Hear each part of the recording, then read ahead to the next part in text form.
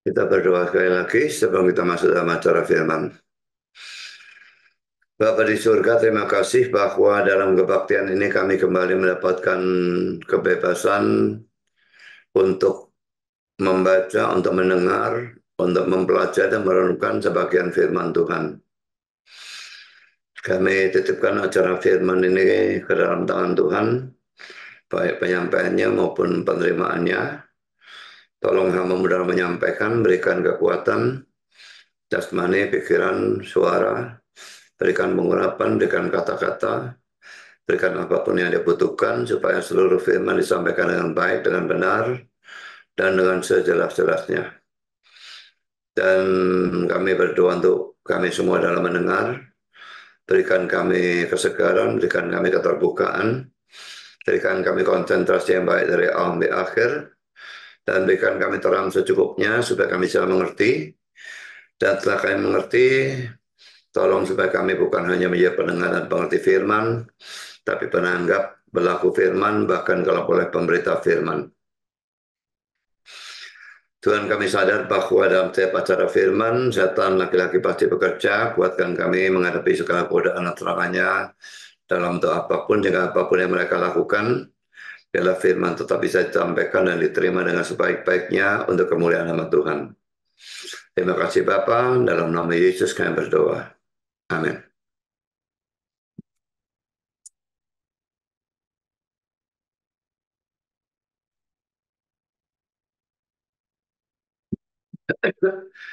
Kita sudah menyelesaikan 2 Samuel pasal 10 ya. Dan kita melanjutkan dengan pasal yang baru. Dan ini tentu saja juga membutuhkan banyak session. Karena ini 27 ayat ya. 2 Samuel pasal 11 ayat 1 sampai dengan 27. Ini adalah cerita tentang Daud dan Bathsheba. Dan ini adalah session yang pertama, saudara ya. Kita akan baca lebih dulu ayatnya. 2 Samuel, bentar ya. Soalnya ada yang mengatakan bahwa tulisannya kurang besar. Saya gedekan dulu.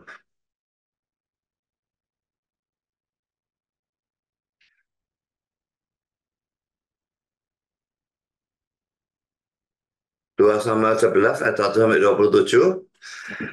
Pada pergantian tahun, pada waktu raja-raja biasanya maju berperang, maka Daud menyuruh Yoab maju beserta orang-orangnya dan seluruh orang Israel. Mereka memusnahkan Bani Amon dan mengepung kota Rabah, sedang Daud sendiri tinggal di Yerusalem. Sekali peristiwa pada waktu petang, ketika Daud bangun dari tempat pembaringannya, lalu berjalan-jalan di atas sotoh istana, tampak kepadanya dari atas sotoh itu seorang perempuan sedang mandi. Perempuan itu sangat elok rupanya. Lalu Daud menyuruh orang bertanya tentang perempuan itu dan orang berkata, itu adalah Bathsheba binti Eliam, istri Uria orang Het itu. Sesudah itu Daud menyuruh orang mengambil dia. Perempuan itu datang kepadanya lalu Daud tidur dengan dia.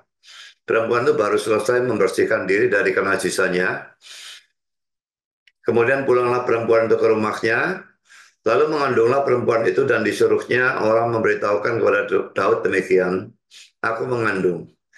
Lalu Daud menyuruh orang kepada Yoab mengatakan, suruhlah Uria orang Het itu datang kepadaku. Maka Yoab menyuruh Uria menghadap Daud. Ketika Uria masuk menghadap dia, bertanyalah Daud tentang keadaan Yoab dan tentara dan keadaan perang. Kemudian berkatalah Daud kepada Uria, pergilah ke rumahmu dan basuhlah kakimu. Ketika Uria keluar dari istana, maka orang menyusul dia dengan membawa hadiah raja. Tetapi Uria membaringkan diri di depan pintu istana bersama-sama hamba tuannya dan tidak pergi ke rumahnya. Diberitahukan kepada Daud demikian, Uria tidak pergi ke rumahnya. Lalu berkatalah Daud kepada Uria, bukankah engkau baru pulang dari perjalanan? Mengapa engkau tidak pergi ke rumahmu? Tetapi Uria berkata kepada Daud, tabut serta orang Israel dan orang Yehuda diam dalam pondok. Juga tuanku Yoab dan hamba-hamba tuanku sendiri berkemah di padang. Masakan aku pulang ke rumahku untuk makan minum dan tidur dengan istriku? Demi hidupmu dan demi nyawamu, aku tak akan melakukan hal itu. Kata Daud kepada Uria, tinggallah hari ini di sini, besok aku akan melepas engkau pergi. Jadi Uria tinggal di Yerusalem pada hari itu. Keesokan harinya Daud memanggil dia untuk makan dan minum dengan dia, dan Daud membuatnya mabuk. Pada waktu malam keluarlah Uria untuk berbaring tidur di tempat tidurnya bersama-sama hamba-hamba tuannya. Ia tidak pergi ke rumahnya. Paginya Daud menulis surat kepada Yoab dan mengirimkannya dengan perantaran Uria. Ditulisnya dalam surat itu demikian. Tempatkanlah Uria di barisan depan dalam pertempuran yang paling hebat. Kemudian kamu mengundurkan diri daripadanya supaya ia terbunuh mati. Pada waktu Yoab mengepung kota Raba, ia menyuruh Uria pergi ke tempat yang diketahuinya adalah lawan yang gagah perkasa. Ketika orang-orang kota itu keluar menyerang dan berperang melawan Yoab, maka gugurlah beberapa orang dari tentara, dari anak buah Daud, juga Uria orang Het itu mati. Kemudian Yoab menyuruh orang memberitahukan kepada Daud jalannya pertempuran itu. Ia memerintahkan kepada suruhan itu demikian. Jika engkau sudah selesai mengabarkan jalannya pertempuran itu kepada raja, dan jika raja menjadi geram dan berkata kepadamu, mengapa kamu demikian dekat ke kota itu untuk berperang? Tidakkah kamu tahu bahwa orang akan memanah dari atas tembok? Siapakah yang menewaskan Abimelek bin Yerubeset? Bukankah seorang perempuan menimpakan batu kilangan kepadanya dari atas tembok sehingga ia mati di Tebes? Mengapa kamu demikian dekat ke tembok itu? Maka haruslah engkau berkata, juga hambamu Uria orang Het itu sudah mati. Lalu pergilah suruhan itu, dan sesampainya ia memberitahukan kepada Daud segala yang diperintahkan Yoab kepadanya. Suruhan itu berkata pada Daud, orang-orang itu lebih kuat daripada kami dan keluar menyerang kami di padang. Tapi kami mendesak mereka kembali sampai ke lubang pintu gerbang. Pada waktu itu pemanah-pemanah menembak kepada hamba-hambamu dari atas tembok, sehingga beberapa dari hamba raja mati. Juga hambamu Uria orang Het itu sudah mati. Kemudian berkatalah Daud kepada suruhan itu, beginilah kau katakan kepada Yoab, janganlah sebal hatimu karena perkara ini. Sebab sudah biasa pedang makan orang ini atau orang itu. Sebab itu perhebatlah seranganmu terhadap kota itu dan runtuhkanlah itu. Demikianlah kau harus kuatkan hatinya. Ketika didengar istri Uria bahwa Uria suaminya sudah mati, maka merataplah ia karena kematian suaminya itu. Setelah lewat waktu berkabung, maka Daud menyuruh membawa perempuan itu ke rumahnya. Perempuan itu menjadi istrinya dan melahirkan seorang anak laki-laki baginya. Tetapi hal yang telah dilakukan Daud itu adalah jahat di mata Tuhan.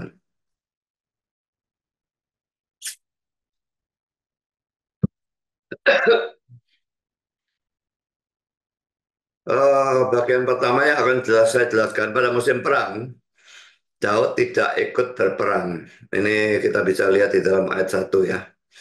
Apakah ini perang yang sama dengan perang yang sudah kita bahas dalam pasal 8 dan pasal 11? Ya pasal 10 ya. Saya tidak tahu. Tapi karena yang diserang juga adalah orang Amon, rasanya ini adalah perang yang sama. Sekarang saya bahas poin pertama, musim perang ya. Saya bacakan dulu ayat 1 sekali lagi. Pada pergantian tahun, pada waktu raja-raja biasanya maju berperang, maka Daud menyuruh Yoab maju beserta orang-orangnya dan seluruh orang Israel. Mereka memusnahkan Bani Amon dan mengepung kota Raba, sedang Daud sendiri tinggal di Yerusalem. Jadi pada zaman itu saudara, perang itu ada musimnya. Karena musim panas selalu panas untuk berperang dan musim dingin terlalu dingin untuk berperang. Di sini yang dibicarakan adalah musim semi. Ini menurut para penafsir, sekalipun tidak tuliskan, saya tidak ngerti bagaimana mereka bisa tahu ya. The Biblical Illustrator mengatakan demikian. Dulu, tampaknya di antara para penguasa kecil di timur, terdapat musim-musim tertentu untuk berperang. Mungkin mereka berangkat pada musim semi, ketika rumput menyediakan makanan bagi kuda-kuda mereka, atau mungkin pada musim gugur, ketika pasukan dapat mencari makan dari tanaman atau gandum yang sedang tumbuh. Para penguasa wilayah kecil ini tidak jauh lebih baik dari para kapten gerombolan perampok, dan pendapatan mereka lebih banyak berasal dari penjaraan daripada dari pajak yang sah. Jadi banyak raja-raja yang perang itu dengan tujuan mendapatkan jarahannya. Dan memang dikatakan musim perang itu musim semi atau musim rontok supaya mereka bisa mendapatkan makanan. Kalau musim dingin, sebetulnya musim panas saya nggak ngerti kenapa. Ya mungkin terlalu panas saja ya. Tapi kalau makanan mestinya juga ada. Tapi musim dingin itu yang repot cari makannya. Tapi hal yang lebih penting adalah poin yang kedua adalah bahwa Daud itu tidak ikut berperang. Dia seorang pahlawan sebetulnya, dia mengalahkan Goliat, tetapi sekarang ini dia ngangguran, tidak ikut berperang, sementara yang lain berperang. Dan di sini saya memberikan komentar dari Calvin berkenaan dengan hal ini. Keadaan ini diletakkan di sini untuk menunjukkan bahwa Daud tidak melaksanakan tugasnya. Dengan demikian, dengan menghindari tanggung jawab dan tetap tinggal di rumahnya untuk bersantai, ia memasukkan dirinya ke dalam jerat iblis dan satu kejahatan memberi makan pada kejahatan lainnya. Itu nanti akan kita bahas pada waktu membahas seluruh konteks ini ya. Tentu tidak bisa sampai pada hari ini ya. Satu kejahatan itu selalu memberi makan pada kejahatan lainnya, atau kita dosa yang satu menarik kita pada dosa yang lain dan seterusnya. Maka kita belajar untuk menerapkannya pada diri kita sendiri, masing-masing dalam panggilan khususnya sendiri dari Allah.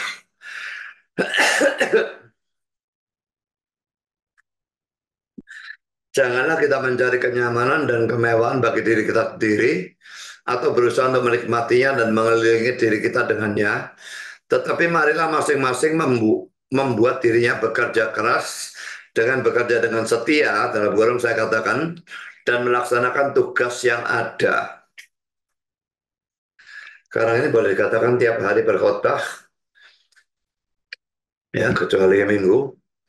Minggu berkhotbah dalam kebaktian pagi saja. Kalau malam saya setelah kebaktian saya biasanya keluar kota hanya untuk refreshing dan juga untuk membawa anjing saya jalan-jalan.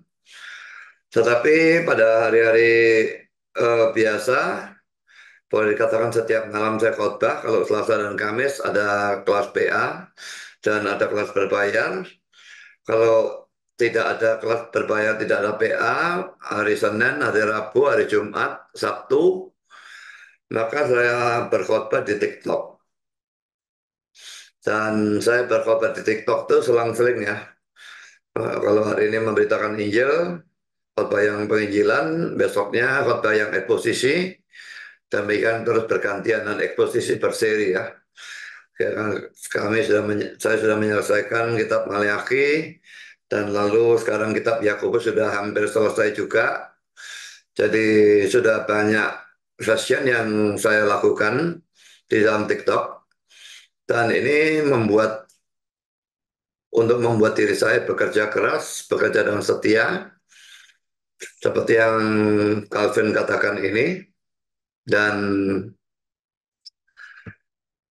kalau tidak bekerja dan menganggur, itu membuka diri terhadap serangan dan godaan setan. Pikiran ini lalu lari kemana-mana, dan seperti Daud ini bisa jatuh ke dalam dosa, bahkan dalam dosa yang hebat, dosa perzinahan dan pembunuhan dan sebagainya. Sekarang saya lanjutkan dengan kata-kata Calvin tentang tidurnya. Dia tidak sepatutnya dikecam seperti kelihatannya. Meskipun beberapa yang tidak pernah mengalami gaya hidup seperti pada zaman itu telah ingin menegur Daud di sini karena tidur berlebihan setelah makan siang. Ya, mereka tidak makan siang. Tetapi kritik semacam itu tidak tepat. Karena orang zaman dulu hanya makan satu kali dan terbiasa tidur di tengah hari, kemudian tetap terjaga sebagian besar malam. Jadi ketika dikatakan bahwa dia bangun pada waktu senja, itu sesuai dengan kebiasaan umum. Saya tidak tahu dari sumber mana Calvin mendapatkan pandangan seperti ini ya. Dan rasanya kok kata-katanya dia di sini tidak masuk akal ya. Orang zaman dulu hanya makan satu kali dan terbiasa tidur di tengah hari, kemudian tetap terjaga sebagian besar malam. Saya tidak tahu dari mana dia mendapatkan itu.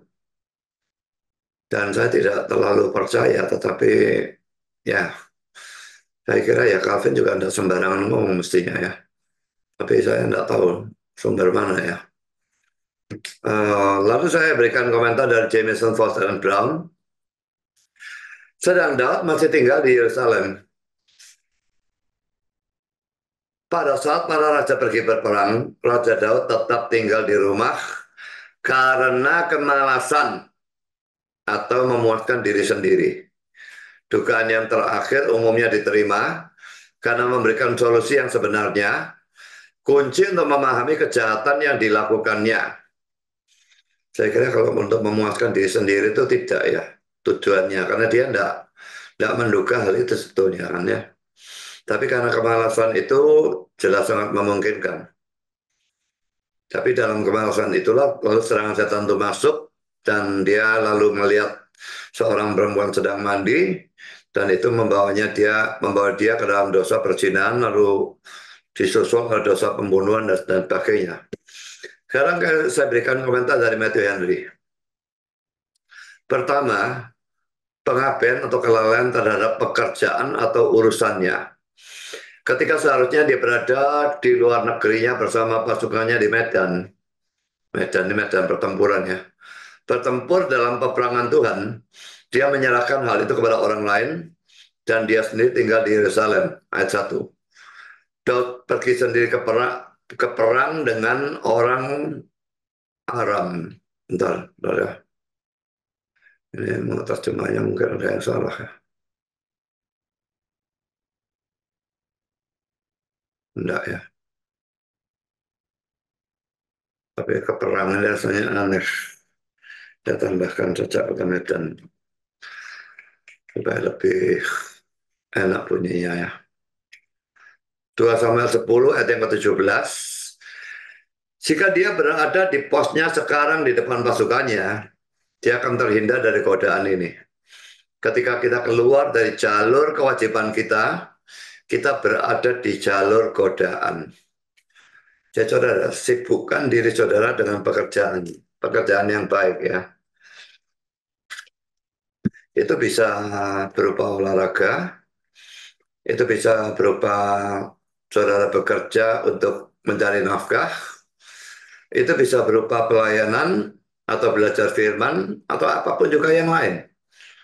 Kesibukan tapi kesibukan yang baik. Jangan kesibukan yang berdosa tentu saja. Karena pada saat nganggur itu seringkali setan menggoda kita. Karena pikirannya nganggur itu seringkali ngeluyur kemana-mana, pergi kemana-mana. Dan lalu itu menjadikan kita jatuh di dalam segala macam dosa. Kita bandingkan dengan Kejadian 4 ayat 7. Ini teguran Tuhan kepada Kain ya, yang marah pada waktu eh, persembahan dia tidak diterima, tetapi persembahan adiknya Habel diterima. Dan ini tuh suatu teguran, apakah kamu tidak akan berseri jika engkau berbuat baik? Tapi jika engkau tidak berbuat baik, dosa sudah mengintip di depan pintu. Ia sangat menggoda engkau, tapi engkau harus berkuasa atasnya. Jika engkau tidak berbuat baik, ya, hanya tidak berbuat baik, berarti nganggur. Bukan tidak perlu berbuat jahat, tidak berbuat baik. Dosa sudah mengintip di depan pintu. Di sini dosa apa ya dipribadikan gitu ya, digambarkan sebagai pribadi gitu ya. Dan tentu saja yang dibicarakan di sini sebetulnya adalah setan ya. Setan itu menggoda supaya kita jatuh dalam dosa. Itu yang dimaksudkan dengan dosa sudah mengintip di depan pintu. Ia sangat menggoda engkau, tapi engkau harus berkuasa atasnya. Jadi saudara, jangan berhenti berbuat baik ya. Apapun itu, jangan biarkan diri saudara terus nganggur, karena itu akan membawa saudara ke dalam dosa. Sekarang Matthew lagi, poin tadi sudah poin pertama, sekarang poin yang kedua ya. Cinta akan kenyamanan dan pemuasan diri dalam kemalasan. Dia bangun dari tempat tidurnya pada waktu senja, ayat 2. Jadi kita melihat bahwa Matthew Henry ini tidak setuju dengan Calvin yang mengatakan bahwa itu adalah kebiasaan zaman itu. Terjaga sampai sepanjang malam, lalu sepanjang siang hari tidur. Saya kok nggak pernah dengar kebiasaan seperti itu. Jadi Matthew Henry di sini beda pendapat dengan Calvin dan saya rasanya lebih condong pada Matthew Henry. Di sana dia telah tiduran sepanjang sore dalam kemalasan yang seharusnya dihabiskan dalam latihan untuk peningkatan diri sendiri atau kebaikan orang lain. Dia bisa belajar firman Tuhan kalau dia mau. Dia bisa ikut berperang kalau dia mau. Atau dia bisa mengasah kemampuannya berperang karena itu setiap saat masih diperlukan. Tapi yang dia lakukan adalah bermalas-malasan dan tidur-tiduran sepanjang sore. Jadi ini sesuatu yang menjadikan dia jatuh dalam dosa perzinahan itu. Dia biasa berdoa bukan hanya pagi dan sore, tapi juga di tengah hari, pada hari kesulitannya. Dikhawatirkan dia telah mengabaikan untuk melakukannya di tengah hari ini. Jadi kalau ada kesulitan pada waktu dia dulu dikejar-kejar Saul, dia berdoa terus-menerus. Dia pasti terus menyiapkan dirinya untuk bisa berperang, mengasah kemampuannya berperang dan sebagainya. Tapi pada saat sekarang itu sudah nyaman keadaannya, dia justru melakukan kebalikannya. Dia kelihatannya tidak berdoa, tidak belajar firman Tuhan, tidak melakukan apapun yang baik, hanya bermalas-malasan saja. Jadi karena itu saudara, perhatikan ya bahwa kalau problem itu banyak, itu biasanya membuat kita banyak berdoa. Tapi kalau hidup kita tuh nyaman-nyaman saja, itu justru seringkali lebih membahayakan bagi sebagian orang. Memang semua orang tidak sama. Ada orang yang di dalam problem itu yang selalu jatuh bangun tidak karu-karuan, karena mereka marah kepada Tuhan dan macam-macam hal yang seperti itu. Tapi ada orang yang terbalik, kenyamanan, kekayaan, kenikmatan hidup, itu yang membuat mereka jatuh. Dan Daud ini kelihatannya termasuk orang yang golongan kedua ini. Pada waktu dia dikejar-kejar Saul, dia setia kepada Tuhan. Tapi sekarang ini sudah jadi raja dan musim berperang, dia tidak ikut berperang. Dan dia tidak berdoa juga, tidak belajar firman Tuhan atau menggunakan waktunya untuk hal yang baik, tapi menganggur saja. Jadi dikhawatirkan dia telah mengabaikan untuk melakukannya di tengah hari ini. Kemalasan memberikan keuntungan besar bagi si pencoba. Perhatikan kata-kata ini baik-baik ya. Kemalasan memberikan keuntungan besar bagi si pencoba, dan si pencoba ini pasti adalah setan. Air yang diam mengumpulkan kotoran. Ya, got itu saudara, kalau jalan ya gotnya bersih. Tapi di Surabaya ini di mana ada got yang jalan, saudara ya. Got ini semua diem saja. Dan itu mengumpulkan kotoran, ya gotnya hanya jalan, mungkin kalau hujan baru gotnya jalan. Tapi itu pun jalannya biasanya lambat sekali. Nah, saya nggak pernah lihat got di tempat saya itu jalannya itu lalu lancar, bahkan pada waktu hujan. Yang terjadi adalah meluap, banjir, dan sebagainya. Tapi sebetulnya got yang sebenarnya, saudara, mestinya dia berjalan, maka dia tidak akan menimbulkan kotoran di sana. Tapi kalau got itu airnya diam, maka dia akan menimbulkan kotoran. Tempat tidur kemalasan seringkali membuktikan dirinya sebagai tempat tidur hawa nafsu. Jadi hati-hati dengan kemalasan ya.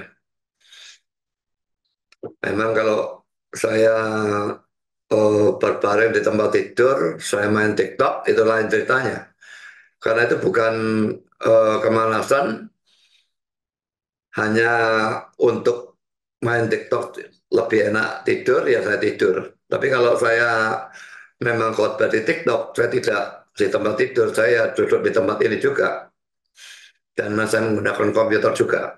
Ya, jadi tempat tidur kemalasan itu tidak ada masalah kalau dalam tidur itu sudah berbaring itu saudara tuh berdoa atau membaca firman atau memberitakan firman itu tidak ada masalah. Tapi kalau tempat tidur kemalasan ini betul-betul saudara berbaring tanpa melakukan apa-apa, seringkali membuktikan dirinya sebagai tempat tidur hawa nafsu. Sekarang The Bible Exposition Commentary Jadi boleh dikatakan semua penafsir mengecam kemalasan dari Daud itu ya. Kemalasan ayat 1 dan 2, cerita dosa-dosa Daud diberikan dengan latar belakang pengepungan Yoab terhadap Raba, kota kunci bangsa Amon, pasal 11 ayat 1, ayat 16-17, 1 Samuel 20 ayat 1-3. Pasukan Amon melarikan diri ke kota berdinding Raba, pasal 10 ayat 14, dan Yoab beserta pasukan Israel memberi waktu kepada penduduk untuk kehabisan makanan dan air, dan kemudian mereka akan menyerang. Jadi kota itu dikepung sampai mereka kehabisan makanan dan air, sehingga mereka akan terpaksa membuka pintu atau menyerah atau apapun. Daud mengirim Yoab dan pasukannya untuk mengepung Rabah, tapi dia sendiri tinggal di Yerusalem. Ini mungkin bulan April atau Mei, dan musim hujan dan musim dingin telah berhenti dan cuaca semakin hangat. Para ahli kronologis menghitung bahwa Daud berusia sekitar 50 tahun pada saat itu. Memang benar bahwa Daud telah mendapat saran dari para pemimpinnya untuk tidak terlibat secara aktif dalam peperangan.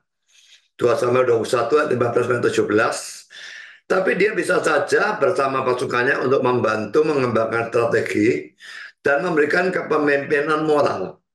Apapun penyebabnya, baik atau buruk, yang membuat Daud tinggal di Yerusalem, ini adalah kebenaran.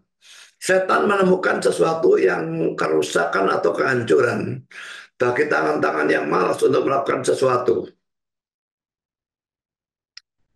Ini kata-kata ini kok rasanya tidak enak ya. Nanti bagian ini saya akan uh, terjemahkan ulang atau betulkan ya. Setan menemukan sesuatu yang kerusakan atau kehancuran bagi tangan-tangan yang malas untuk melakukan sesuatu. Kemalasan bukan hanya ketiadaan aktivitas, karena kita semua membutuhkan istirahat secara teratur. Kemalasan juga adalah aktivitas yang tidak bermanfaat. Nah, kalau aktivitas tidak bermanfaat, katakanlah orang yang main game ya dengan HP ya. Saya tidak pernah ngerti orang yang main game dengan HP itu ya. Karena ini sama sekali tidak ada gunanya. Apa gunanya main game dengan HP itu, saudara? Ya kalau main sebentar-bentar itu tidak ada masalah. Tapi kalau terus-terusan, apalagi anak kecil dikasih HP supaya tidak ribut, lalu dia main game terus-terusan, ini saudara mengajar anak itu untuk melakukan sesuatu yang sama sekali tidak ada manfaatnya. Ajar dia melakukan sesuatu yang ada manfaatnya. Saya lanjutkan, ketika Daud selesai dengan tidurnya di sore hari, dia seharusnya segera terlibat dalam tugas kerajaan yang akan mengisi pikiran dan tubuhnya, atau jika dia ingin berjalan-jalan, dia seharusnya mengundang seorang untuk berjalan bersamanya. Jika Anda malas, janganlah sendirian. Oleh Samuel Johnson. Jika Anda sendirian, janganlah malas. Ya, jadi dibolak balik ya. Jika malas, jangan sendirian. Jika sendirian, jangan malas. Jika sendirian, kerja. Kalau malas, jangan sendirian. Cari kawan. Tapi cari kawan ini jangan maksudnya laki lalu cari kawan perempuan. Nah ini lalu jadi perjinahan juga nanti. Jadi cari kawan itu supaya kalau saudara itu salah, kawan ini bisa menegur. Jadi kawan di sini ini mesti kawan yang seiman ya. Jadi ya, jika Anda malas jangan sendirian, jika Anda sendirian jangan malas. Seandainya Daud mengikuti nasihat itu, dia akan menyelamatkan dirinya dan keluarganya dari banyak kesedihan atau sakit hati. Ya, tapi memang sebetulnya ini kalau dia jalan-jalan itu sendirian, dia tidak tahu sebetulnya kalau akan terjadi hal seperti itu. Dia melihat Bathsheba sedang mandi, dari mana dia tahu? Tetapi yang jelas bahwa setan itu selalu memunculkan serangannya pada waktu orang itu menganggur. Dan itu seharusnya Daud itu tahu. Ya, di sini tadi ada ayat referensi ya. Jadi memang benar bahwa Daud telah mendapat saran dari para pemimpinnya untuk tidak terlibat secara aktif dalam peperangan. Kita lihat dalam 2 Samuel 21 ayat 15 sampai 17. Ketika terjadi lagi peperangan antara orang Filistin dan orang Israel, maka berangkatlah Daud bersama-sama dengan orang-orangnya, lalu berperang melawan orang Filistin sampai Daud menjadi letih lesu. Yisbi Benob yang termasuk keturunan raksasa, berat tombaknya 300 sikal tembaga, dan ia menyandang pedang yang baru, menyangka dapat menewaskan Daud. Tapi Abisai anak Seruya datang menolong Daud lalu merobohkan dan membunuh orang Filistin itu. Pada waktu itu orang-orang Daud memohon dengan sangat kepadanya, kata mereka, janganlah lagi engkau maju berperang bersama-sama dengan kami, supaya keturunan Israel jangan punah bersama-sama engkau. Jadi dalam arti mereka itu mengeman rajanya gitu ya. Jadi jangan berperang. Tapi perhatikan ya, ini 2 Samuel pasal 21. Yang kita bahas tadi ini 2 Samuel pasal 11. Jadi ini terjadi setelahnya dan kita tidak tahu berapa lama jaraknya. Nah, tapi yang jelas ini berbeda 10 pasal. Dan di antara pasal 11 dan pasal 21 nanti masih terjadi ada pemberontakan Absalom dan sebagainya. Jadi teks ini kelihatannya terjadi jauh setelah peristiwa Daud dan Bathsheba. Karena teks ini ada dalam pasal 21, sedangkan Daud dan Bathsheba dalam pasal yang 11.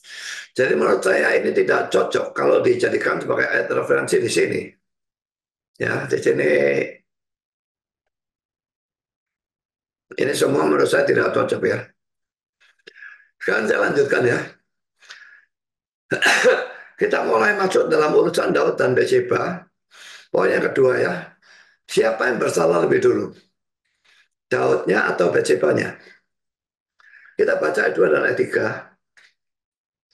Sekali peristiwa pada waktu petang, ketika Daud bangun dari tempat pembaringannya, lalu berjalan-jalan di atas soto istana, tampak kepadanya dari atas soto itu seorang perempuan sedang mandi. Perempuan itu sangat elok rupanya. Lalu Daud menyuruh orang bertanya tentang perempuan itu, dan orang berkata, itu adalah Bathsheba binti Eliam, istri orang Het itu. Pertama-tama saya akan bahas diri Bathsheba ya. Ayat 3 saya baca sekali lagi.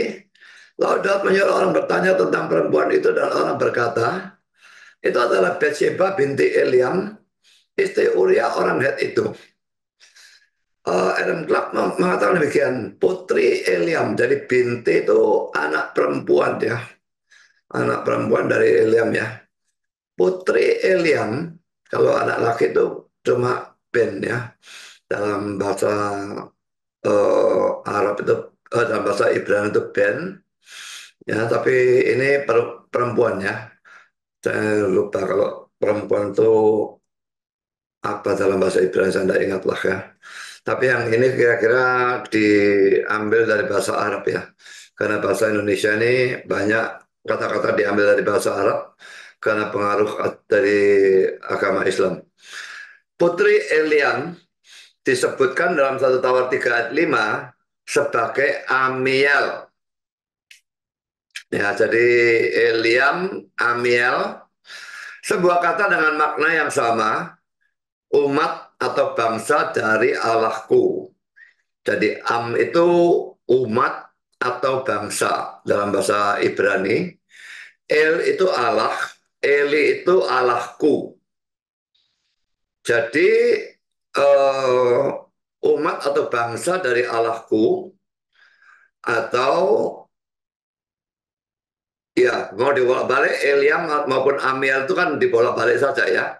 Jadi Amiel kalau L-nya dibalik, I-nya ditaruh di belakangnya L menjadi Eli, kalau Am-nya ditaruh belakangnya menjadi Eliam. Jadi ini hurufnya sama betulnya. Cuma ini dibolak-balik itu saja ya. Sebuah kata dengan makna yang sama, umat atau bangsa dari Allahku, Allah dari umat bangsaku. Jadi kalau Amiel, Am itu kan umat atau bangsa, Ami bangsaku atau umatku.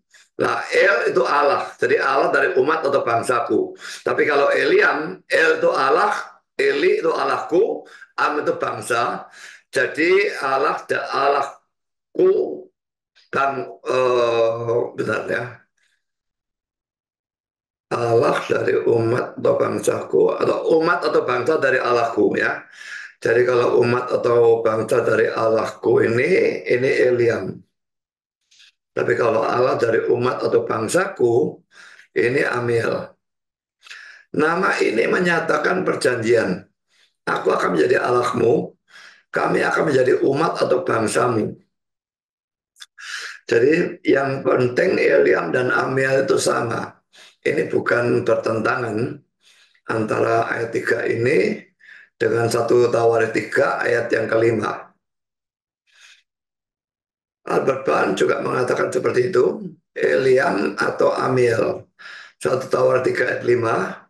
Komponen kata-katanya ditempatkan dalam urutan terbalik.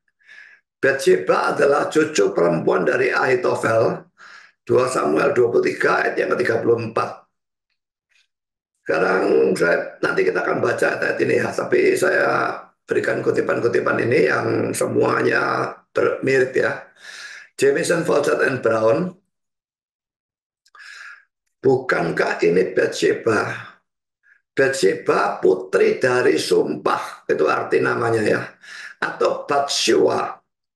Di dalam 1 Tawarik 3:5, Septuaginta Bersabe. Nggak tahu dalam Septuaginta kok bisa lain sekali ya. Dia tampaknya adalah seorang wanita yang terkenal karena kecantikannya, yang namanya sudah sampai ke telinga Daud, seperti yang sering terjadi di timur, dari laporan yang dibawa oleh para wanita dari harem ke harem. Bathsheba putri Eliam atau Amiel, 1 Tawarik 3 ayat 5, salah satu pahlawan Daud, 2 Samuel 23 ayat 4, ayat 34, dan putra Ahitofel. Saya bacakan 1 Tawarik 3 ayat 5. Inilah dia yang lahir bagi dia di Yerusalem, Simea, Sobab, Nathan, dan Salomo, 4 orang dari Batshua binti Amiel. Jadi kalau tadi disebut Bathsheba, sekarang disebut Batshua ya. Jadi itu orang yang sama saja ya, namanya beda sedikit tetapi itu sama. Tapi kalau dalam Septuaginta dikatakan T Bersabe. Sekarang kita lihat dalam 2 Samuel 23 ayat 34, Elifelet anak Ahasbai orang Maaka, Eliam anak Ahitofel orang Gilo. Jadi bapaknya si Bathsheba ini kan Eliam, dan Eliam ini anak dari Ahitofel. Berarti Ahitofel ini kakek dari Bathsheba ya. Jadi untuk ayat ini baca konteksnya mulai 2 Samuel 23 ayat 8. Ya, saya minta saudara baca sendiri, saya tidak akan bacakan ya. Jadi ini karena 34 ya. Baca mulai ayat 8 yang memang menunjukkan bahwa Eliam termasuk dalam daftar para pahlawan Daud. Ya, dibaca dari ayat 8 itu diberikan daftar pahlawan yang sebanyak-banyaknya rentetan.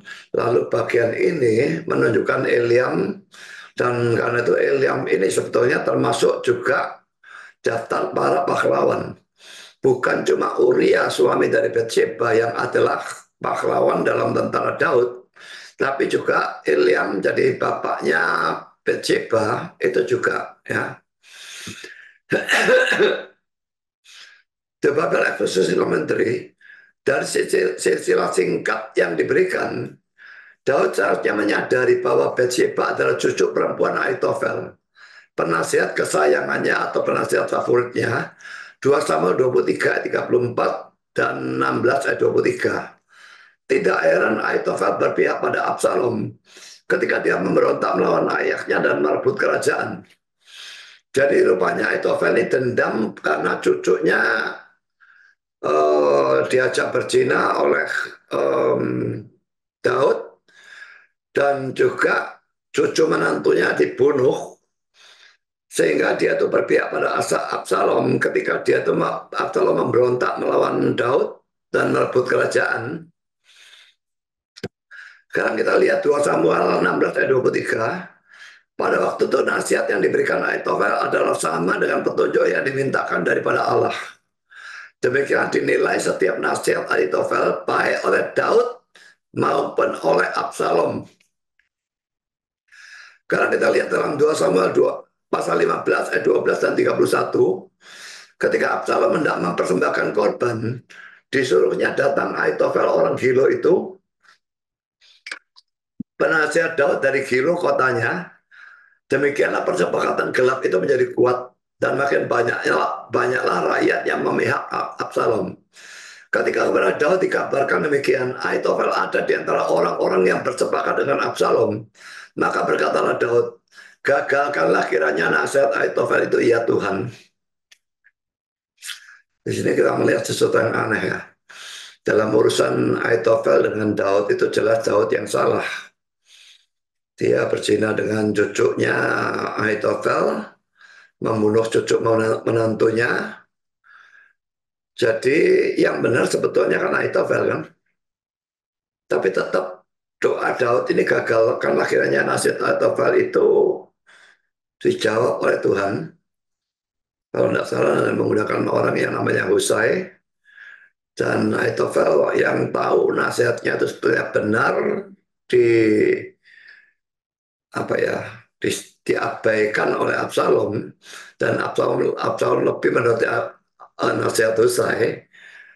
Ahitofel ini sebagai orang yang sangat pintar dalam taktik dan sebagainya, dia tahu kalau nasihat dia yang diterima, Absalom akan menang. Tapi kalau nasihat Husai yang diterima, Absalom akan kalah. Dan kalau Absalom kalah, dia pasti akan dihukum mati. Jadi karena itu pada waktu nasihatnya dia ditolak, dia lalu menggantung diri. Dan Ahitofel ini menjadi tipologi dari Yudas Iskariot, orang dekat Daud yang mengkhianati Daud. Tapi di sini masalahnya Daudnya salah. Kalau dalam kasus Yesus dan Yudas, Yudasnya salah. Yesusnya tidak sama sekali. Mengapa di sini Ahitofelnya benar, tapi dia malah atur oleh Tuhan sehingga gantung diri? Ahitofel jelas bukan orang beriman. Daud sekalipun dia salah, dia adalah orang beriman. Dan dosanya sudah dibayar oleh Kristus. Ingat, kematian Kristus, dosanya berlaku surut. Kalau tidak, orang percaya lama semua masuk neraka. Daud dosanya ditebus oleh Kristus. Dia diampuni dosanya. Dan karena Tuhan tetap berpihak kepada Daud. Bukannya sesuatu yang tidak adil. Ahitofel orang berdosa. Tidak percaya. Tidak sungguh-sungguh percaya. Ini orang Kristen KTP. Daudnya orang Kristen sungguh-sungguh. Tidak peduli mana yang salah. Tuhannya berpihak pada orang Kristennya. Karena yang ini dosanya sudah dihapuskan semua. Bersih dia di hadapan Tuhan. Yang ini tidak. Kasus Abraham yang berdusta dengan mengatakan Sarai itu saudaranya. Sehingga siapa itu Abimelek atau siapapun yang mau mengambil Sarai sebagai istrinya, saya kira peristiwa itu terjadi 2 kali ya. Itu kasus yang sama juga. Yang salah siapa? Abraham yang salah. Dia berdusta. Tapi kenapa yang ini yang diajar? Karena ini bukan orang percaya. Yang ini orang percaya. Orang percaya ini dosanya semua dihapuskan. Ini dosanya ada. Banyak. Jadi bukan hal yang aneh Tuhan itu memihak kepada orang yang benar. Dapat itu dalam kasus itu dia yang salah. Saya lanjutkan ya. Poin kedua, ada yang menganggap bahwa yang bersalah dalam kasus ini hanya Daud, sedang Bathsheba sama sekali tidak bersalah. Ya, ini sekarang kita mulai membicarakan siapa yang salah antara Daud dan Bathsheba. Beberapa komentar menganggap dia termasuk dalam golongan ini ya. Dia menganggap Daud yang salah dan Bathsheba sama sekali tidak bersalah.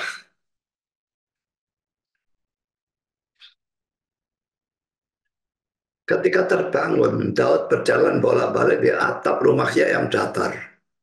Memang rumah zaman itu tidak seperti rumah zaman sekarang, lalu gentengnya begini ya. Kalau begini dibuat jalan-jalan ya sukan. Tapi rumah mereka atapnya memang datar ya. Untuk menikmati angin sepoi-sepoi yang sejuk di petang hari. Dalam melakukan hal itu, dia mungkin mengikuti kebiasaan biasanya. Tetapi godaan menimpanya, seperti sering terjadi, dengan tidak terduga. Kita diberitahu bahwa di timur, dianggap tidak pantas bagi tetangga untuk melihat ke atas tembok rumahnya dan memperhatikan ke dalam halaman dalam rumah tetangga berikutnya. Ini dikutip dari kata-kata orang yang namanya Philipson ini. Mengingat kecemburuan dengan mana orang timur menjaga anggota keluarga wanita mereka dari gangguan, itu merupakan suatu tindakan yang salah dari pihak raja untuk melihat apa yang terjadi di tempat tersembunyi di rumah yang bersebelahan. Perhatikan ya, di tempat tersembunyi di rumah yang bersebelahan. Kalau memang itu tempat tersembunyi, bagaimana Daud bisa melihat? Tetapi dia melakukannya dan menderita akibatnya bertahun-tahun kehinaan dan penderitaan. Karena dia melihat seorang wanita cantik, itu salah satu perwira tingginya, mandi, mungkin untuk membersihkan diri dari beberapa kenasisan hukum, seperti yang disebutkan dalam Imamat pasal 15. Tidak ada kesalahan sejauh ini yang harus dianggap berasal dari dia itu Bathsheba. Tempat itu dianggap sangat terpencil, dan mungkin baik dia maupun Uria, dia itu Bathsheba ya, tidak pernah curiga bahwa apa yang terjadi di sana bisa diamati dari atap istana raja. Kalau tempat terpencil itu, pokoknya sudah ya pikirkan saja ya, ini logika saja. Kalau dari ini biarpun atapnya ini tinggi ya, kalau di tempat terpencil, kalau dari sini bisa melihat sini, pasti dari sini juga bisa melihat ke sana. Tidak ada kemungkinan dari sini bisa melihat ke sini, sini tidak bisa melihat ke sana, itu tidak mungkin. Jadi bahwa mereka tidak tahu bahwa bisa kelihatan dari sana, itu sangat tidak masuk akal. Dan karena saya tidak percaya pada komentar dari penafsir pulpit komentar ini. Tapi dia memberikan ayat dasar ini, Imamat 15 ini perlu dibaca. Imamat 15 ayat 19 ayat 24. Apabila seorang perempuan mengeluarkan lelehan, dan lelehan itu adalah darah dari auratnya, ini maksudnya menstruasi ya, ia harus 7 hari lamanya dalam cemar kainnya, dan setiap orang yang kena kepadanya menjadi najis sampai matahari terbenam. Segala sesuatu yang ditidurinya selama ia cemar kain menjadi najis, dan segala sesuatu yang didudukinya menjadi najis juga. Setiap orang yang kena pada tempat tidur perempuan itu haruslah mencuci pakaiannya, membasuh tubuhnya dengan air, dan ia menjadi najis sampai matahari terbenam. Setiap orang yang kena kepada sesuatu barang yang diduduki perempuan itu haruslah mencuci pakaiannya, membasuh diri dengan air, dan ia menjadi najis sampai matahari terbenam. Juga pada waktu ia kena pada sesuatu yang ada di tempat tidur atau di atas barang yang diduduki perempuan itu, ia menjadi najis sampai matahari terbenam. Jikalau seorang laki-laki tidur dengan perempuan itu dan ia kena cemar kain perempuan itu, maka ia menjadi najis selama 7 hari, dan tiap tempat tidur yang ditidurinya menjadi najis juga. Ini pasti seremonial law yang sudah tidak berlaku pada saat ini. Tapi berlaku pada saat itu, memang najis, tahir, dan sebagainya itu sejak kematian Kristus itu semua dihapuskan ya. Dan termasuk dalam ceremonial law. Tapi pada saat itu, karena ini bacanya lama, ini masih berlaku ya. Jadi kalau seorang perempuan itu menstruasi, kita melihat di sini, dia 7 hari lamanya dalam cemar kainnya. Dan setiap orang yang kena kepadanya menjadi najis sampai matahari terbenam. Perempuan menstruasi itu setahu saya tidak sampai 7 hari ya. Ada yang pendek, ada yang panjang memang antara 3 sampai 5 hari. Biasanya 4 atau 5 itu yang paling umum saya kira. Jadi tidak peduli 4 atau 5 hari dia menstruasi, tetap 7 hari lamanya dia itu dianggap sebagai najis. Dan lalu kalau dia sudah selesai,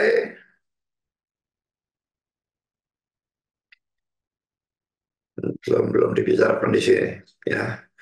Jadi kalau sudah selesai dengan kenajisannya itu berarti 7 hari menstruasi itu sudah selesai. 7 hari lagi baru dia melakukan pentahiran dirinya. Jadi perempuan itu dalam 1 bulan lalu berapa kali sudah 1 bulan kan dia menstruasi setiap bulan ya. Nah kalau 7 hari najis lalu 7 hari lagi pentahiran 14 hari berarti ini saya bingung melihat hukum seperti ini ya. Um, Berarti dalam 1 bulan dia najis setengah bulan rasanya ya. Karena setelah pentahiran baru dia betul-betul tahir. Sekarang saya lanjutkan dengan poin yang ketiga. Jadi tadi pandangan publik komentar itu saya kira dia adalah satu-satunya yang menganggap bahwa Bathsheba tidak salah sama sekali, hanya Daud yang salah. Tapi pandangan ketiga ini hampir semua penafsir ya menganggap bahwa Bathsheba yang salah lebih dulu. Tapi Daudnya jelas bukannya tidak salah. Dia juga salah, bahkan mungkin kesalahannya lebih besar. Karena dia adalah orang yang sangat rohani. Ini kata-kata dari Bible Knowledge Commentary. Dia sedang mandi di tempat terbuka. Mungkin tidak bisa menyalahkan Daud, karena mungkin mencari angin sepoi-sepoi yang lebih sejuk di sore hari. Tetapi Bathsheba mengetahui kedekatan halaman rumahnya dengan istana, mungkin memiliki niat terselubung terhadap raja. Jadi penafsir ini malah memikirkan Bathsheba itu mungkin sekali memang mau menggoda Daud. Kalau bisa mendapatkan seorang raja sebagai suami, buat apa mendapatkan seorang perwira tentara sebagai suami? Suaminya kan Uria itu kan perwira saja. Jauh lebih rendah tingkatnya daripada Daud. Dan Daud dari dulu memang digambarkan sebagai orang yang sangat sangat ganteng lah ya, cakap ya. Saya lanjutkan ya. Jadi mungkin sekali dia punya niat terselubung, memang menggoda. Namun penyerahan Daud pada pesonanya, pesona dari Bathsheba ya, tidak bisa dimaafkan. Karena langkah-langkah yang diambilnya secara sengaja untuk membawanya ke istana memerlukan waktu yang lebih dari cukup baginya untuk melawan godaan awal yang impulsif. Godaan awalnya itu terus muncul begitu saja ya. Kalau dia berdekatan dengan godaan awal lalu langsung tidur, lah itu dia mungkin tidak punya kesempatan untuk memikirkan. Tapi ada waktu dalam kasus ini karena dia menyuruh menanyakan dulu siapa, lalu menyuruh memanggil, itu ada waktu sebetulnya untuk memikirkan. Bandingkan Yakobus 1 ayat 14 dan 15. Saya bukan bacakan. Tetapi tiap-tiap orang dicobai oleh keinginannya sendiri, karena ia diseret dan dipikat olehnya. Dan apabila keinginan itu telah dibuai, ia melahirkan dosa. Dan apabila dosa itu sudah matang, ia melahirkan maut. Saudara, apakah keinginan itu sendiri pada waktu belum dibuai itu belum dosa? Kalau keinginan itu keinginan berdosa seperti ini, baru ingin itu sudah dosa. Ingat kata-kata Yesus ya, dalam Matius 5 ayat 28, barang siapa menginginkan seorang perempuan, dia berzina di dalam hatinya. Menginginkan ini menginginkan persetubuhan tentu saja. Nggak usah sampai menginginkan pertumbuhan baru terangsang ya terancam dan menginginkan persetubuhan boleh sama saja ya. Itu tetap sudah suatu perzinahan. Tentu akan lebih hebat lagi kalau dia melakukan perzinahan fisik. Tapi kalau dia melihat dan terangsang itu sudah perzinahan.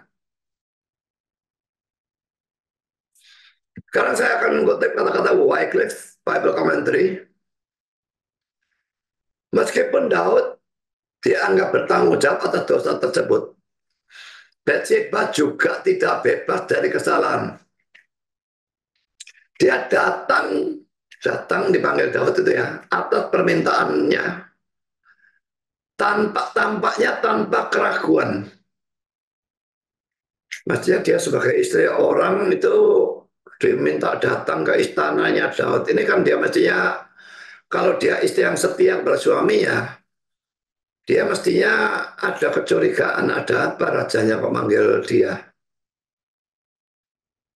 Jadi dia datang atas permintaan Daud itu tampaknya tanpa keraguan dan tidak berusaha memberikan perlawanan terhadap keinginannya. Diajak bertubuh tidak setidaknya sejauh yang tercatat dalam Alkitab. Nggak ada ceritanya dia melawan. Ini bukan pemerkosaan. Ini mau sama mau. Lalu saya lanjutkan, fakta bahwa dia sedang mandi di halaman tanpa atap dari sebuah rumah di tengah kota, di mana siapapun bisa melihat dari atap rumah tetangga atau dari tempat yang lebih tinggi, tidak menunjukkan banyak tentang kesopanannya. Jadi kesopanan itu sangat sedikit atau tidak ada. Bahkan jika dia tidak memiliki motivasi tersembunyi, seperti yang diusulkan oleh beberapa komentator, seperti komentar di atas tadi ya, dia mungkin sudah memang mau menggoda Daud supaya menjadi istri dari Daud, jauh lebih enak daripada istri dari seorang perwira saja. Jadi bahkan jika itu tidak ada, tetap dia mandi bisa terlihat dari di tempat yang terbuka, di halaman yang terbuka tanpa atap gitu ya. Bisa terlihat dari atas, saya salah yang melihat atau salah yang dilihat. Kenapa mandi dari atas? Tanpa tertutup.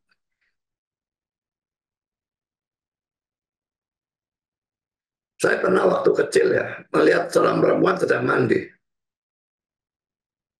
Rumah dia itu persis berdekatan dengan rumah saya dan temboknya itu tidak terlalu tinggi. Dan saya anak kecil naik-naik ke atas ya, mau naik ke atas genteng. Lah dia ke kamar mandi itu saudara ya, ini kamar mandi, ini pintunya ya.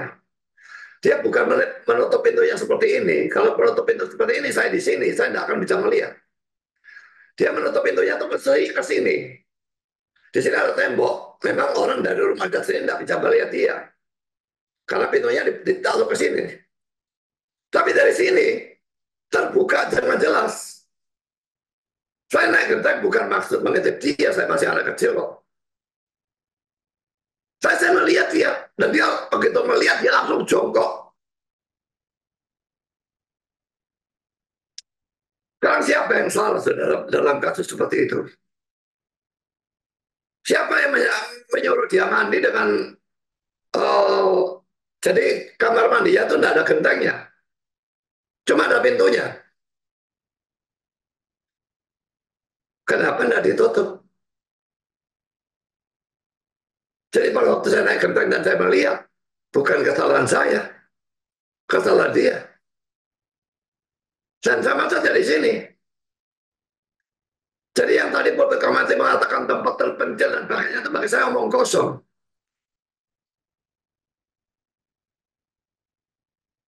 Kalau dari Daud bisa melihat Bathsheba, tidak bisa tidak dari Bathsheba bisa melihat Daud. Itu tidak bisa dihindarkan. Jadi dia mandi di halaman tanpa atap, di mana siapapun bisa melihat dari atap rumah tetangga atau di tempat lebih tinggi, apalagi istana itu mestinya lebih tinggi lagi. Ini jelas menunjukkan bahwa Bathsheba ini tidak punya kesopanan atau tidak punya apa ya, tidak punya rasa malu atau bagaimana lah. Saya nggak ngerti istilah apa yang masih saya gunakan. Tapi bagaimanapun hal ini tidak membebaskan Daud dari besarnya pelanggarannya terhadap hukum-hukum Tuhan dan terhadap salah satu prajurit utamanya. Besar mana dosanya Daud dalam perzinahan dengan Bathsheba dan dalam pembunuhan terhadap Uria. Ingat, perzinahan itu hukum ketujuh dan pembunuhan itu hukum ke-6. Dosa pembunuhan itu apalagi pembunuhan yang direncanakan. Pertama dia berusaha supaya waktu tahu bahwa Bathsheba mengandung, dia mau supaya Uria menganggap Bathsheba mengandung dari dia, dari Uria. Makanya Uria dipanggil, disuruh pulang dan sebagainya, tapi Uria nggak mau. Dia pikir mabuk, memabukkan orang itu jelas ada ayatnya itu berdosa itu. Pikirnya kalau mabuk, nanti dia akan berhubungan seks dengan istrinya. Sehingga anaknya akan dianggap sebagai anak Uria. Karena waktu itu tidak memungkinkan ada tes DNA dan sebagainya. Orang tidak bakal tahu. Jadi dia maunya menutupi perzinanya itu. Tapi karena tidak berhasil, akhirnya dia menyuruh Yoab majukan Uria di bagian pertempuran yang paling panas. Lalu pada waktu berperang mundur semua, dia jelas saja Uria yang mati.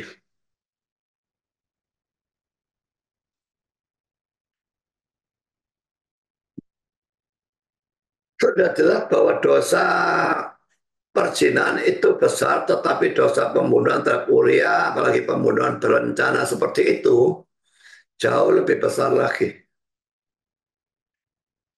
Di sini kita melihat ya, dosa menarik kepada dosa yang lain. Pertama, cuma tertarik, lalu memanggil dia. Dia mungkin cari waktu tanya informasi. Mungkin dia tidak tahu bahwa Bathsheba itu sudah punya suami, dan kalau belum punya suami, karena memang poligami pada saat itu boleh katakan toleransi ya. Dan Daud pada saat itu sudah punya beberapa istri, saya tidak tahu berapa, saya tidak mengingat itu. Biarpun tidak sebanyak Salomo, tapi pasti dia bersih banyak, ya jelas poligami. Dan dia ingin menjadikan Bathsheba sebagai istri lagi. Tapi ternyata sudah punya suami, itu pun tidak menghindarkan dia dari memanggilnya untuk berhubungan seks dengan Bathsheba.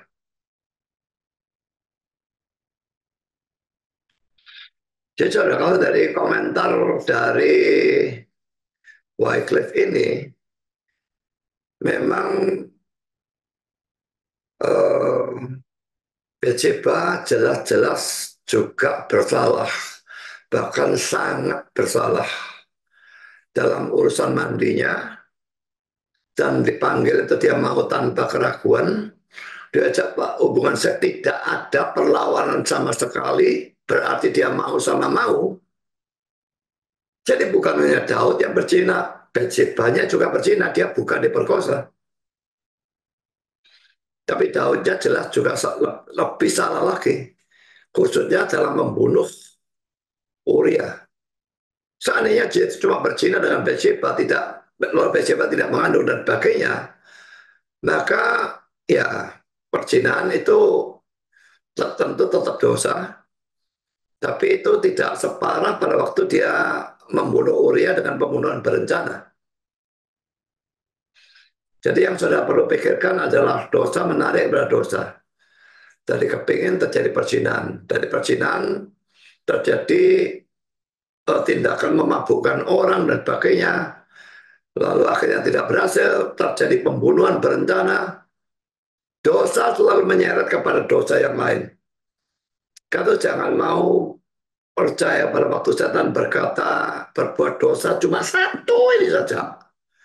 Itulah adalah tipuan setan, karena satu ini akan menyeret kepada dosa yang kedua, dan dosa kedua pada dosa yang ketiga, dan seterusnya dan seterusnya.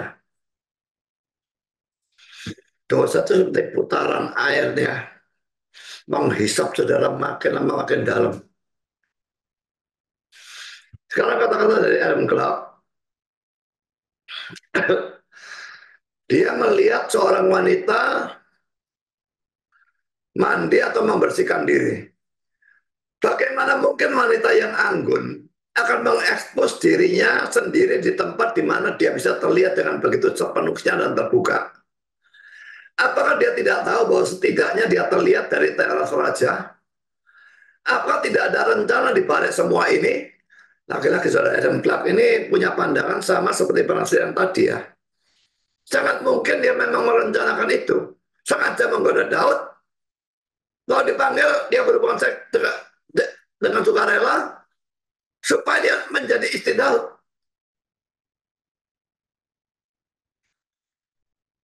Saya lanjutkan, di sebuah kota di Bengal, kolam air dapat dilihat di mana-mana. Dan wanita dapat dilihat mandi di dalamnya pagi dan sore hari, serta membawa air pulang. Dengan demikian, Daud mungkin telah melihat Bathsheba, dan tidak ada kesalahan yang dianggap berasal dari dirinya atau dari Bathsheba. Di sini dia berkata tidak ada kesalahan dari Bathsheba. Di atas dia berkata wanita anggun bagaimana mungkin mengekspos dirinya. Ini saya nggak ngerti si ada Adam Clark ini kok ngomong nggak karu-karuan seperti ini, saya nggak ngerti ya. Dan juga mengapa dia mengatakan kota di Bengal. Bagaimana dia bisa membandingkan Yerusalem dengan Bengal yang terletak di India? Saya googling tentang hal itu ya.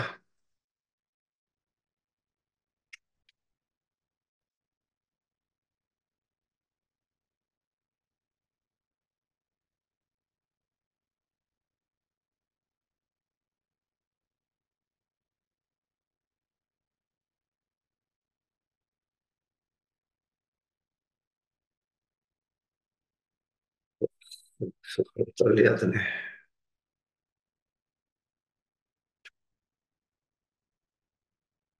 India di sini saudara ya.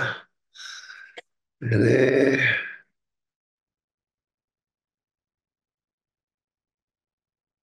Anda bisa lihat Bengalnya ada di mana. Pokoknya Bengal itu ada di India. Ya, jadi kalau India itu di sini, Bengal kira-kira di sini saya kira dekat dengan Bangladesh ini ya. Lalu Israel di mana?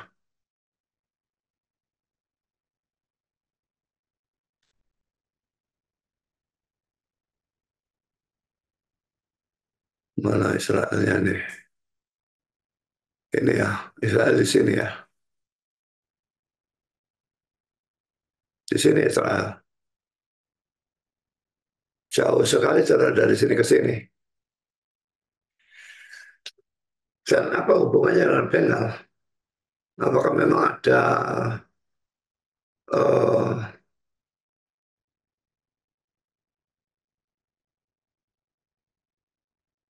apakah memang ada tradisi yang sama antara India dengan um, orang-orang Yahudi atau Israel? Tidak masuk akal bagi saya.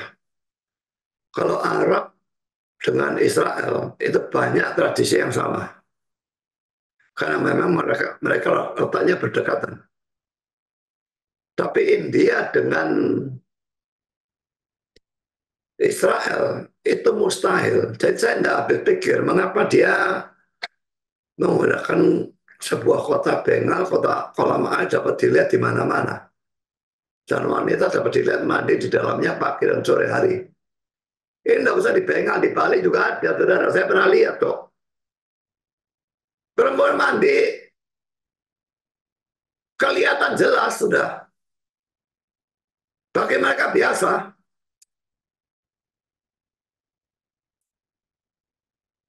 Dan ini bukan orang bule, ya. Ini orang Bali sendiri.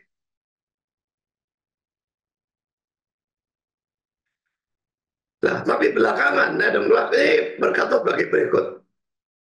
Mungkin Bathsheba pertama kali melanggar. Ya, jadi dia yang salah duluan, pertama kali melanggar. Dengan menampilkan pesonanya secara terlalu terbuka. yang secara kebetulan, saya kira bukan kebetulan ya, mempengaruhi, melukai, dan membutakan hati Daud. Bathsheba pasti menyadari dirinya adalah seorang perempuan yang cantik, mungkin juga seksi, dan itu bukan secara kebetulan. Mana ada laki yang melihat perempuan yang cantik dan seksi lalu tidak kepingin.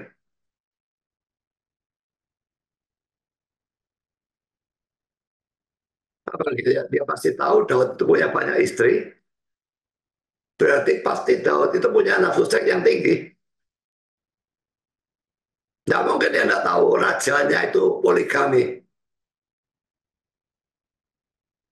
Dan itu menyebabkan dia menggoda supaya jadi istri yang keberapa pun dia dan jadi soal. Karena nggak ada tindakan mandi di halaman terbuka rumah di tengah kota, di mana siapapun bisa melihatnya dari atap rumah yang berada di tanah yang lebih tinggi, tidak banyak menunjukkan kesopanan feminin. Bahkan jika itu tidak dilakukan dengan maksud tertentu seperti yang diduga beberapa komentator. Saya kira tadi sudah ada kata-kata yang mirip seperti ini, mungkin satu mengutip dari pihak yang lainnya. Namun demikian, dalam hal apapun, kesalahan terbesar terletak pada Daud, bahwa dia seorang pria yang telah diberikan anugerah besar oleh Tuhan, tidak menolak godaan nafsu daging, tapi mengirim utusan untuk menjemput wanita itu.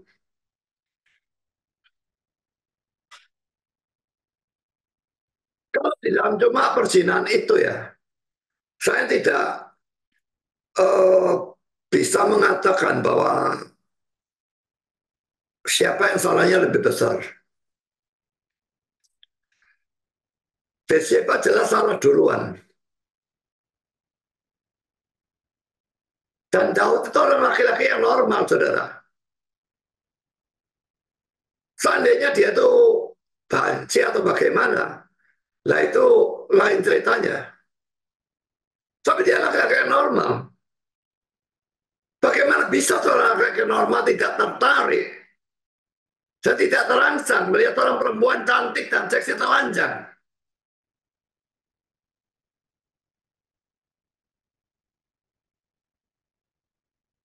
Memang dia diberikan anugerah besar oleh Tuhan, tapi laki tetap laki.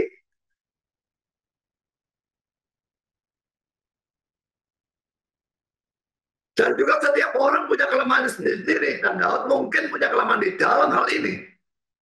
Kalau tidak, dia tidak akan melakukan kami.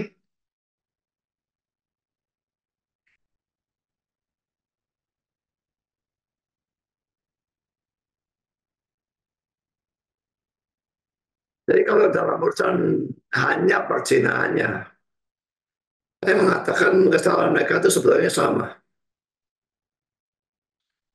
Tapi kalau dalam hal pembunuhan Tapuri, ya baru itu membedakan. Sekarang saya lanjutkan dengan kata-kata dari Calvin. Cara mandi pada saat itu cukup umum.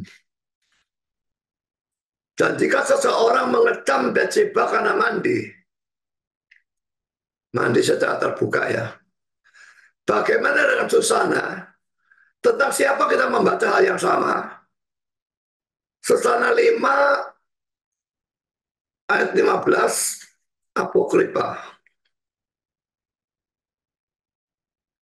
Saya tidak habis pikir bagaimana Calvin mengutip dari Apokripa. Memang jelas dia tidak mempercayai Apokripa ataupun Deuterokanonika. Tapi mengapa dia membandingkan dengan kitab yang bagi kita tidak termasuk dalam firman Tuhan? Saya lanjutkan ya. Oleh karena itu kita tidak boleh menciptakan kejahatan hanya untuk mengecam orang lain. Tetapi marilah kita menimbang apa yang baik atau buruk dalam timbangan Tuhan dan bukan dari fantasi kita sendiri. Tidak dalam hal Bathsheba, dia tidak boleh dikecam karena mandi. Tapi dia seharusnya menggunakan kebijaksanaan sehingga tidak terlihat. Ya, kalau mandi terlihat ini tetap disalahkan. Seorang wanita yang sopan dan lurus tidak akan menampilkan dirinya dengan cara yang menggoda pria. atau menjadi seperti jaringan setan untuk menyalakan api. Oleh karena itu Bathsheba tidak sopan dalam hal tersebut. Nah saudara, saya akan menyoroti ini ya.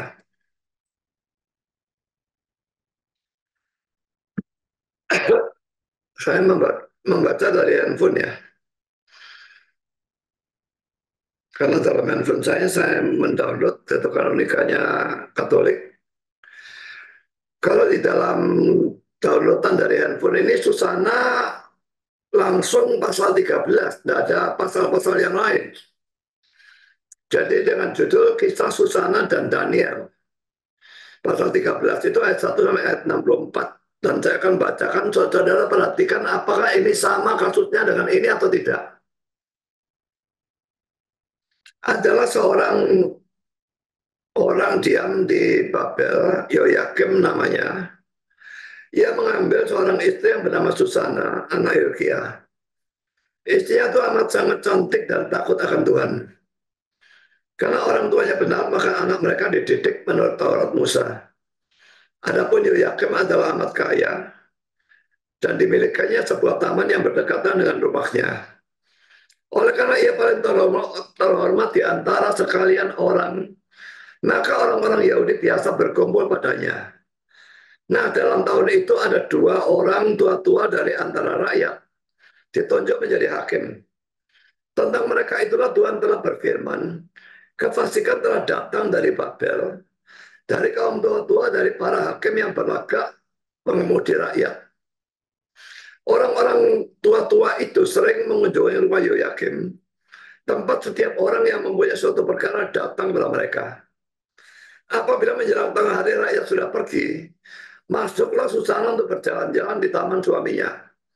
Kedua orang tua-tua itu setiap hari mengintip Susana. Perhatikan ya, mereka mengintip. Ini lain ceritanya ya. Mengintip Susana apabila ia masuk dan berjalan-jalan di situ. Maka timbullah nafsu birahi kepada Susana dalam hati kedua orang tua-tua itu. Yang birahi orang tua-tua itu ya. Mereka lupa daratan dan membuang muka sehingga tidak memandang surga dan tidak ingat kepada keputusan yang adil. Walaupun kedua-duanya dirundung oleh keinginan kepada Susana, namun tidak diberitahukannya satu sama lain sakit birahi mereka. Ya, sama-sama masing-masing merahasiakan. Sebab mereka malu mengakui nafsu birahi mereka sehingga ingin bersetiduran dengan dia. Maka setiap hari dengan asiknya mereka mengintai hendak melihat Susana. Sekali peristiwa berkata yang satu pada yang lain, mari kita pulang saja sebab sudah waktunya makan siang. Lalu mereka berpisah dan pergi. Tetapi dengan berputar-putar mereka kembali lagi ke tempat itu juga. Jadi satu pura-pura aja pulang, supaya yang lain pergi nanti ya kembali. Tidak tahu yang satu punya pikiran yang sama, maka kembali mereka bertemu akhirnya. Ya, lalu maka terpaksa mereka menguraikan satu sama lain sebab-sebabnya dan diakuinya nafsu birahi mereka. Kemudian dirancangkannya bersama-sama untuk mendapatkan Susana seorang diri. Sedang mereka menunggu saat yang baik, maka pergilah Susana ke taman itu seperti yang sudah-sudah. Ia hanya disertai dua orang dayang karena cuaca panas, maka ia mau mandi di taman itu. Tiada seorang pun ada di sana kecuali kedua orang tua-tua itu yang bersembunyi sambil mengintip Susana. Kata Susana kepada dayang-dayangnya, ambilkanlah aku minyak dan urap dan tutuplah pintu-pintu taman. Perhatikan, tutuplah pintu-pintu taman. Maka aku dapat mandi. Dayang-dayang itu pun lalu melakukan apa yang disuruh kepadanya. Pintu-pintu taman ditutupnya dan keluarlah mereka lewat pintu samping untuk mengambil apa yang diperintahkan itu. Tidak dilihatnya kedua orang tua-tua itu karena mereka bersembunyi. Karena kalau mereka tidak melihat, Susana juga tidak melihat. Segera setelah dayang itu keluar, bangunlah kedua orang tua-tua itu dan bergegas menuju Susana. Berkatalah mereka, pintu-pintu taman sudah tertutup dan tidak ada seorang melihat kita. Kami sangat cinta birahi kepadamu. Berikanlah hati saja dan tidurlah bersama-sama dengan kami. Tapi kalau engkau tidak mau, pasti kami naik saksi terhadapmu bahwa seorang pemuda kedapatan padamu dan bahwa oleh karena itulah maka dayang-dayang itu kalau suruh pergi. Dan mereka kan hakim-hakim ya, mereka bisa memfitnah ya. Bernapaslah Susana lalu berkata, aku terdesak sekeliling. Sebab jika hal itu kulakukan, niscaya mati menanti aku. Jika tidak kulakukan, maka aku tidak lolos dari tangan kamu.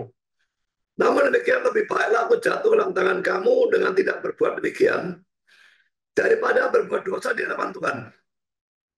Jadi dia tidak takut kepada manusia, dia lebih takut pada Tuhan. Lalu seseorang berteriak-teriak dengan suara nyaring. Tapi kedua orang tua-tua itu pun berteriak-teriak pula melawan Susana. Yang satu lari membuka pintu taman, demi teriak di taman itu didengar oleh orang-orang yang ada di dalam rumah.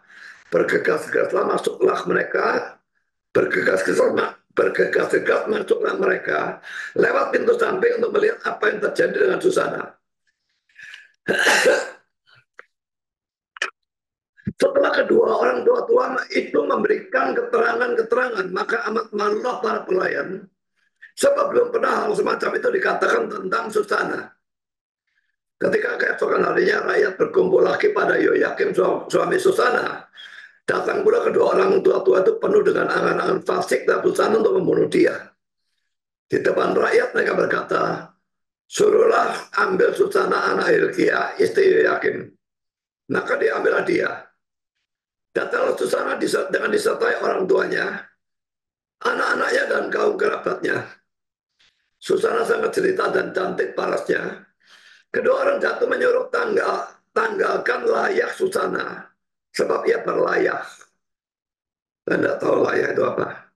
Supaya dapat menggairahkan kecantikannya. Sanak saudara dan semua yang melihat Susana menangis. Sementara kedua orang tua-tua itu berdiri di tengah-tengah rakyat dan meletakkan tangan mereka di atas kepala Susana. Maka Susana sendiri menghadap ke surga sambil menangis.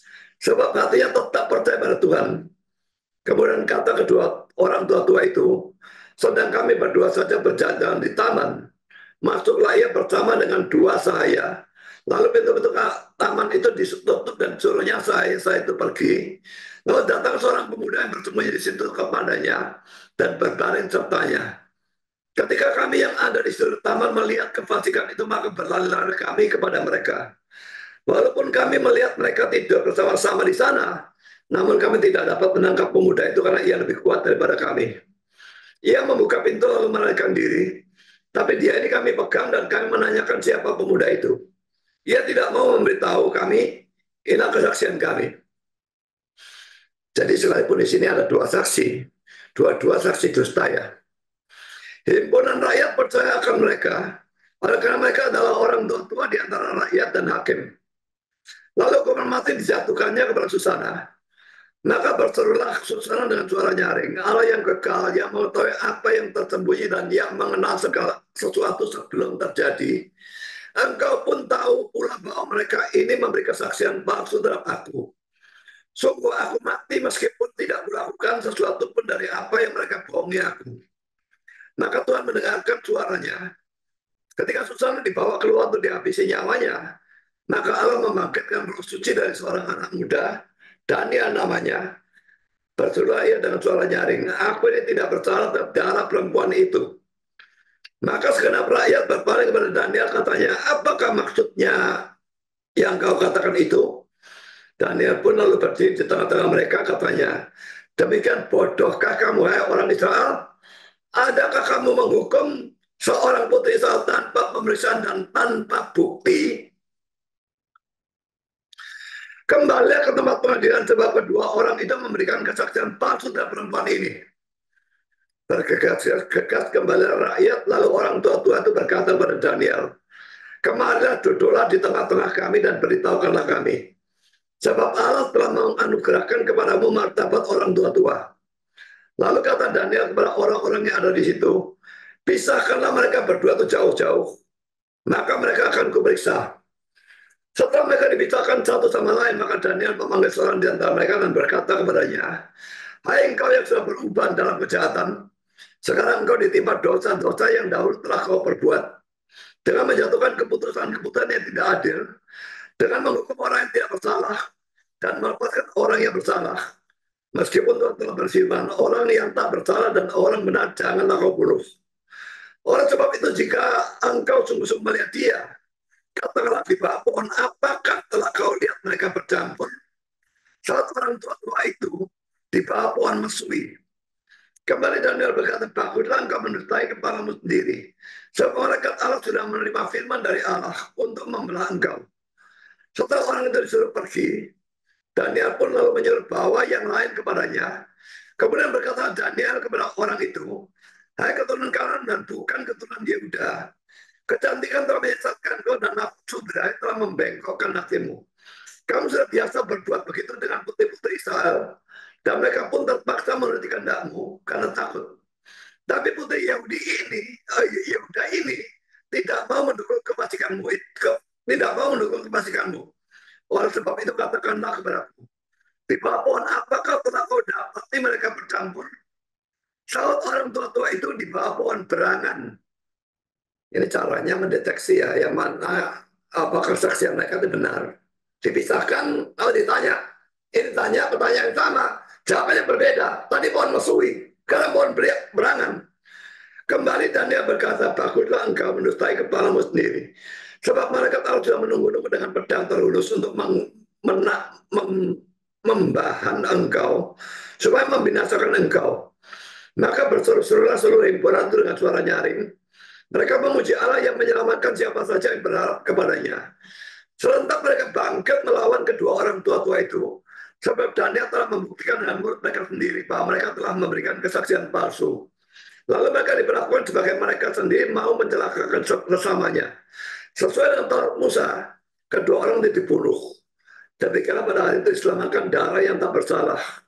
Adapun Hilkiah setelah istrinya bernyanyi bagi Allah oleh karena Susana anaknya bersama dengan Yoyakim dan sebagainya.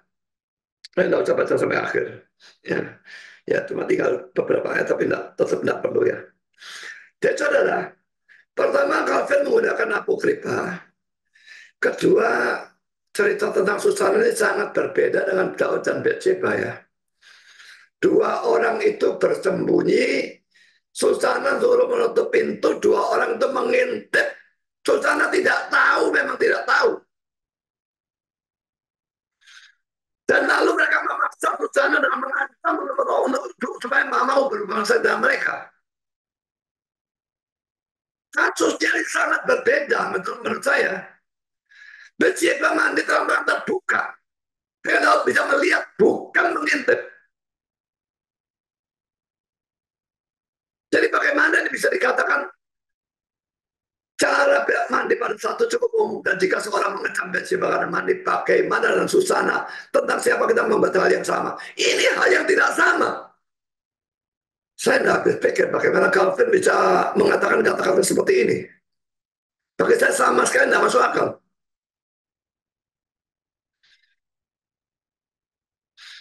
Jadi saya kembali kepada peristiwa Daud dan Bathsheba, sekalipun kita tidak bisa menyelesaikan. Tapi kita menyimpulkan dari seluruh bagian ini, Bathsheba adalah yang pertama-tama salah. Dan sangat mungkin dia memang menggoda Daud karena dia ingin menjadi istrinya Daud. Itu sesuatu yang sangat-sangat memungkinkan. Dan tidak, dia dipanggil yang mau tanpa keraguan. Dia diajak berhubungan seks, dia tidak ada penolakan sedikit pun. Kalau ada penolakan, masalah kita tidak menolakkan. Kalau ada penolakan dalam Alkitab tidak menolakkan, Alkitab memang fitnah Bathsheba. Kalau Alkitab tidak menolakkan, pasti memang tidak terjadi perlawanan. Berarti mereka mau sama mau. Sedang persidangan ini, dua-duanya salah. Cuma Daud terseret dalam dosa pembunuhan. Ini yang menyebabkan dia lalu menjadi sangat-sangat berdosa. Karena saudara, perzinahan ini baik Bathsheba maupun Daud sama-sama lakukan. Dan itu menunjukkan bahwa baik laki maupun perempuan itu bisa jatuh dalam dosa perzinahan.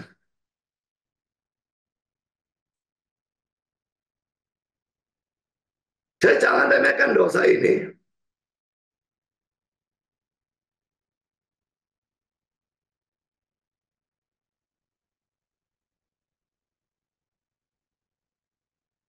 Dan juga um, Jangan membiarkan diri saudara menganggur. Kalau saudara pernah melihat seorang wanita yang cantik, atau sebagai wanita saudara melihat seorang pria yang ganteng dan saudara kepingin dia menjadi suami saudara. Lalu pada saat saudara nganggur, ini setan akan menyerang sehingga saudara akan membayangkan orang itu fantasi seks dan sebagainya, dan itu menjadikan saudara berdosa juga. Jadi pertama-tama hati-hati terhadap dosa perzinahan, jangan diremehkan sedikit pun. Dan kedua, hati-hati dengan dosa kemalasan. Berusaha aktif melakukan yang baik. Memang orang beristirahat tentu harus beristirahat. Nah, bisa kita aktif sepanjang hari itu tidak memungkinkan. Tapi kalau memang butuh istirahat ya kita tidur, kita tidak akan tergoda seperti itu. Tapi kalau kita diem-diem saja di ranjang, berbaring, lalu pikiran ini melayang-layang kemana-mana dan lalu membayangkan yang tidak-tidak, maka kita jatuh juga dalam dosa perzinahan.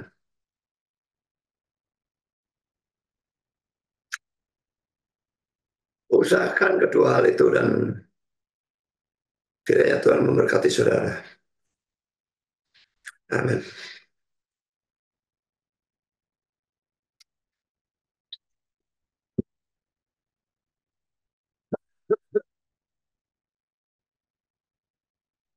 Mari kita berdoa. Bapa di surga, kami baru belajar sebagian dari 2 Samuel pasal 11, cerita tentang Daud dan Bathsheba.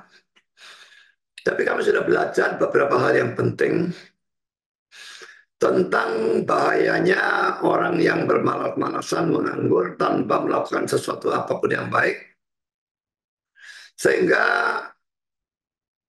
dia mendapatkan pencobaan atau godaan. Dan juga kami belajar bahwa godaan tentang perzinahan itu begitu membahayakan sehingga tidak ada siapapun yang aman terhadapnya. Dan itu menyebabkan kami semua harus sangat berhati-hati dengan dosa itu.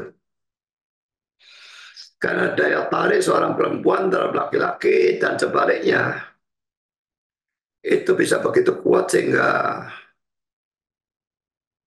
kami akan melanggar hukum yang mana saja kalau kasih karunia Tuhan tidak menyertai kami.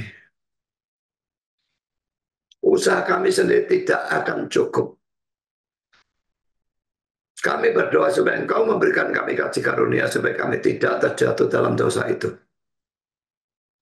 Lebih-lebih dalam dosa pembunuhan berencana seperti yang Daud lakukan. Terima kasih Bapa. Dalam nama Yesus kami berdoa. Amin.